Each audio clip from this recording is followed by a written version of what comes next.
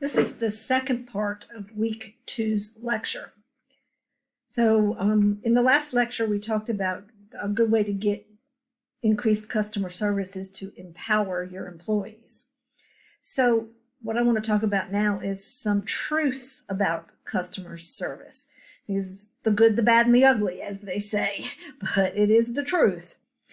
So customer service is instantaneous, whether it's in person or whether it's through technology. When you're on the computer and you are chatting with a customer service rep, that customer is getting an impression of you right there at that instant.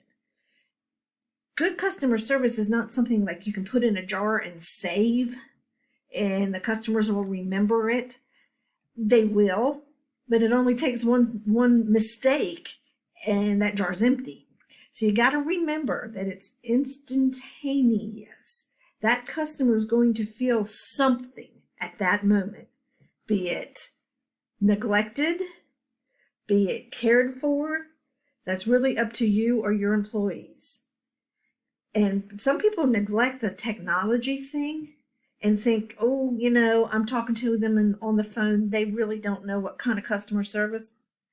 I used to have a boss that told me, make it sound like you're smiling on the telephone. And there is some truth to that, because that technology, that person on the other end is getting an impression of you in that moment. Another truth about customer service is that it must be individualized for each customer.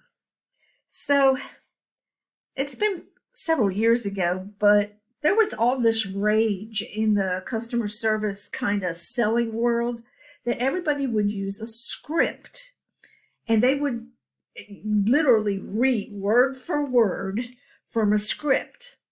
And when you called customer service, they would read a script to you. Nobody liked it because nobody wants to feel like you're just another number. And when you're read a script, it means that this person doesn't even care enough to individualize what you need. There's a great commercial out, and I think it's a cell phone company, but I'm not sure. But the guy wants to order chicken, and the waiter orders shrimp for him, and the lady doesn't want truffles, and he's just sitting there getting truffles for her. And it's like, nobody's listening to me because I know what you want and I'm going to make that decision for you as your customer service rep. No, each customer is individual and you just cannot read from a script. If you have to make sure you say something specific, you can do that, but your whole time with the customer should not be something that you've memorized or that you're reading. Different customers have different needs, and the same customer may change needs. And I think we all know this instinctually, but we forget this sometimes. So different customers have different needs. I talk a lot about it, but my 87-year-old father lives with me. When he goes to Verizon to get a new cell phone, do you think he wants the same things on a cell phone that a 21-year-old would want? Absolutely not. My father has a hard time answering the telephone, let alone all the bells and whistles that go with the cell phones. Okay? So you're not going to try to sell my father some kind of upgraded iPhone 15. First of all, he's not going to pay for it. And secondly, it's a complete waste of technology for him. Now, maybe he comes in and he's changed his mind. Maybe he doesn't want just a phone. Maybe he wants a phone and picture and a phone that may take pictures because he has grandchildren and wants to take their pictures. Same customer, different need. Basic product is the same, but he's learned something and so now he wants a different thing. But as you can see, different customers have different needs. And if Verizon or whoever were to try to sell my dad this, cell phone with all the bangs, bells, whistles, whatever, they're going to lose a customer. They need to know, and their customer service needs to understand that that's not what he needs or wants. So the last truth about customer service is probably one of the most important, and that is complete customer service. Customer service requires teamwork and commitment to the same goal. I tell this story. There was a company that measured bonuses and raises for the customer service representative by how quickly they got the customer off the phone. Now, I want you all to think about that. Is that really good customer service? Did that person fix the problem? Let me tell you what happened. And this company found out what happened is that the people that were answering the phone, if they couldn't fix that problem in like the first 2 minutes, they transferred them to somebody else. So not only was it bad customer service, it was bad. I mean, the whole kind of version was terrible, because now the customer was getting transferred to another person who is also being judged on how long it takes to solve the problem. And if they can't do it, then that person's getting transferred to a third person.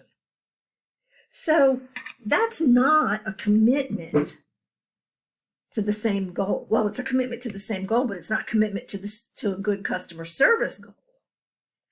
A good commitment to a good customer service goal might be to measure how much your customer service has improved, or maybe how happy your customers are.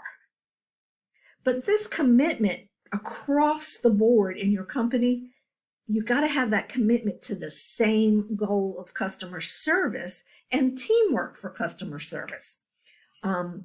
One person out of 5 on a team who does good customer service is not good customer service. It is for that one person, but teamwork and commitment to the same goal. And you would be surprised the number of companies that really don't have a customer service goal. They just, okay, we're going to develop good customer service. Well, what does that mean? Does that mean that, your customer service reps don't spend more than 2 minutes with the customer? And if that's so, what kind of goal is that? Does that mean that at the end of the conversation, you're going to ask everybody to do a survey? I don't know about that one either. So you got to have the teamwork approach to get across the board customer service. Basically, everybody has to be on the same wagon, or you don't have a bandwagon. Okay? So turn-offs. There's 3 broad categories that upset customers: value, system, and people. And the value is, I didn't get my money's worth. Now, if you've ever taken Business 110 with me, we talk a lot about value. Value does not mean cheap. It doesn't even mean the least expensive. It means at that time, did you get your money's worth? And I frequently use this example. I'm not a child person, okay? It's not a secret. I don't have any children. I'm not a fan of screaming toddlers, okay?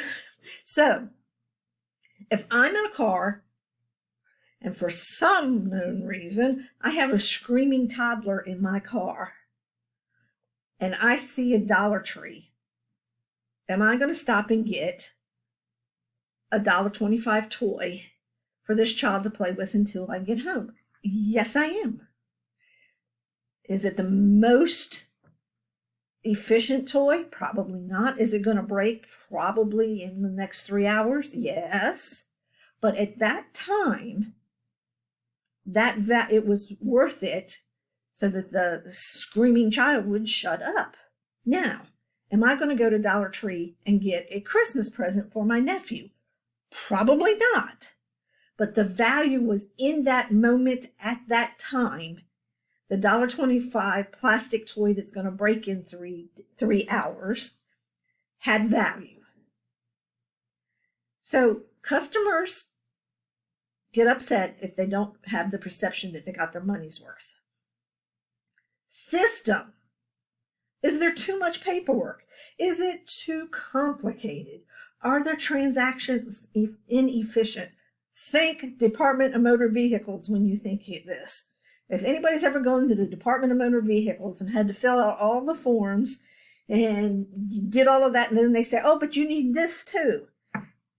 That's when people get upset. They get upset at the system because you got to have so much paperwork and it's just so complicated. And really, it's inefficient. And then the last one, and the most serious one, is people get turned off by people. Poor customer service. Because if a customer feels disrespected, loyalty is lost. And loyalty is what it's all about. If I'm going to drive past 3 grocery stores to get to the grocery store I like, that's loyalty. So, but once that customer feels dissed, it's over with. This is especially true in the restaurant world. And I think we have like 7 people in the culinary program in this class. Customer loyalty to a restaurant is very important because there are restaurants practically on every corner. Think Mooresville. I can't even tell you how many restaurants are in Mooresville. So you want that customer to be loyal to that restaurant. And it only takes one bad decision to make a customer feel disrespected. So, and loyalty must be earned. You can't just give somebody a value, good value, and think that they're going to stay with you. Just because something is good, they feel like you're going to get your value, doesn't compensate for poor customer service. So if you can keep 5% more of your customers, your value to the customers will increase by 75%. So it's all about finding value to the customer, having systems that work, and people that have good customer service. So the last couple of things I want to go over with you are the traits of a good customer service person. And I always put this in here because I think it's funny if you want to know the truth. So you all can read these, and it's on the LMS. But if you read all of these, I put down here, it really does sound like a superhero. Because how are you going to find someone that does all 9 of these things well? So I just wanted you all to see kind of the textbook version of what a customer service representative would be. And then the last thing I want to talk about are the duties of a customer service representative. And I only do this because some of these are things that you really don't think about. In-house support for salespeople. Some people that do the selling don't know how the product works. That's just a fact of life. So customer service reps are the support for that. And then the liaison between management and customers. And they will alert management to trends that lead to customer dissatisfaction. So let me give you an example. If a customer service representative starts noticing a lot of returns because one particular part is broken, that customer service rep can let the manager know, and then they can let operations know, hey, this part is breaking. We need to do something about it. Customers are getting upset. So you are kind of like the first line of troubleshooting on products.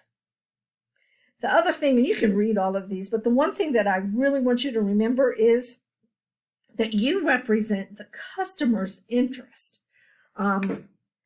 Sometimes in large companies, different departments don't get along, shipping doesn't get along with ops and all that kind of stuff. You are the voice of the customer, and you can say, hey, I don't care what you all do, this is what the customer wants. So that is one of the ways that a customer service representative can really shine, is to be the voice of the customer in the company itself. So I hope you liked it, or at least learned something today. And I'm sorry for all the technical problems this week. Bye.